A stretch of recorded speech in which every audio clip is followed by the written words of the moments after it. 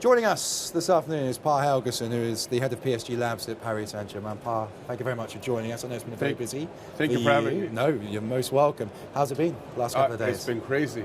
The energy and the amount of interesting venture here is people's going to be surprised. That's why we're here, really. Yeah. And why was it important for you to be here at the Web Summit Qatar? A couple of reasons. The primary one is PSG Labs is where all of the innovation happens. All of the events in all parts of the world. Doha, here, Web Summit, is one of those places. Historically, I think Silicon Valley, West Coast US is where you kind of look at it. Moving forward, this is the gateway to the future markets in the world. And this is how we see it. Yeah, and what makes this different from a typical startup, would you say? Also, normally you have a product market fit challenge. We're a market looking for products. So if you look at traditional accelerators and launchpad functions, they accelerate a little bit. What we attach is an integrated, distributed reach and a brand rail and a context and a trust rail. And so we have something we call repeatability. We can repeatedly, day by day, week by week, engage our fan base with new products, new services, new games, new experiences.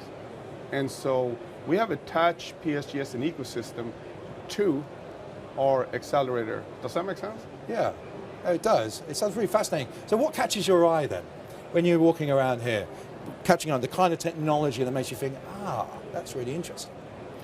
Some classic attributes were, do you have a product? Do you have a customer? Do they come back? Can you send an invoice? Is it getting paid? Right, classic stuff. But with that said, we have new technologies now, doing things in new ways. But at the end of the day, it can't be about the technology trying to find a solution or a customer.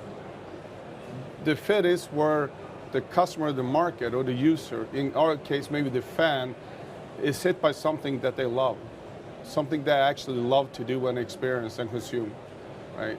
That's very clear when that happens. Yeah, like a passion. Yeah. Yeah, like a passion. But how do you measure the success of a startup then? I think you can measure it in two ways. I think classically you would have financial metrics. But when there's a startup and a scale up, and this is what we say on all the panels we have, it's about when you're young, the only thing you really can measure is the ability to execute based on your promises. So if you execute really well, when you don't have too many customers, you don't have too much revenue, right?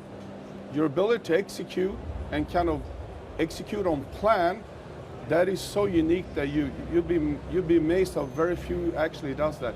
If you do that really well, customers will find you, capital will find you, we will find you, right? It's different as you grow up. Then you have financial metrics, you have customer metrics, right? You have, how much they love you metrics. Yeah. But it's different when you're young versus when you're older. Does that make sense? Yeah. Well, what is the emerging trend then? Because you go back in the history, everything's changed, isn't it? And it's at such a rapid pace now. So what has changed, and what is the next step, the next phase, would you say? Well, what has arrived is AI, obviously. AI is going to transform and kind of accelerate everything. For, I think, sports clubs and brands that had hundreds of millions of fans that we do, it's going to be where, one, we can actually capture and engage them at scale, at cost, and two, I can find you and serve you in a personal way that's relevant for you versus your friend or your family in an individually unique way. So that is where AI kind of meets tokenization. It's where it meets the blockchain.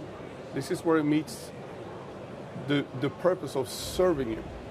Again, technology not for its own sake, but actually providing a better and more delightful fan experience, viewing experience, transactional experience, right? So when it disappears, when the technology disappears, that is, I think that's the magic, and those are the trend, things that we kind of look for. Yeah. Can you predict what it's going to be like in the next decade? I think now we're trying to use technology and they reply to us soon. And we're exploring with it at the club.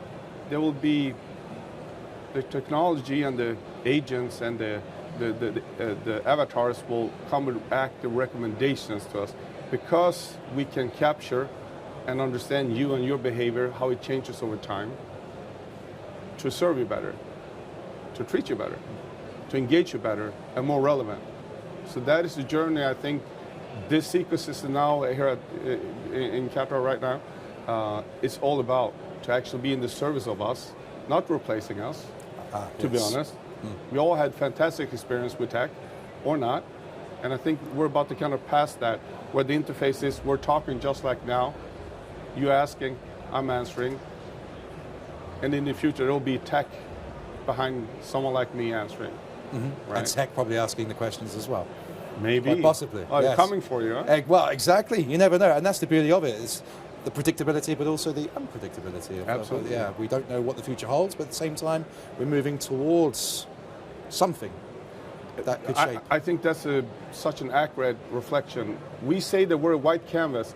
We don't come here with a fixed set of ideas what we look for.